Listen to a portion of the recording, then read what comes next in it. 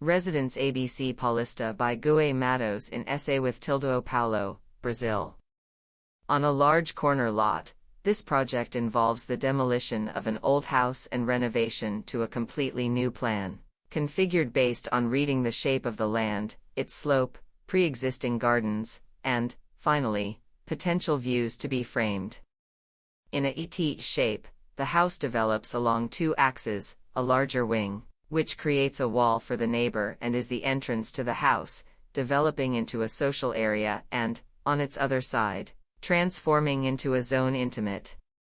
The base of this T, smaller in length but wider, holds the entire social area, advancing towards the lowest point of the lot and opening the house to contemplative gardens and the pool area.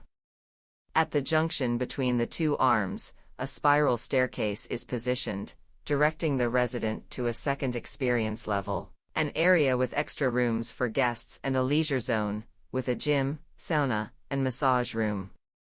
Functioning independently from the rest of the house, this space operates as an expanded use, as when inhabited without visitors, it is fundamentally an only one-floor house.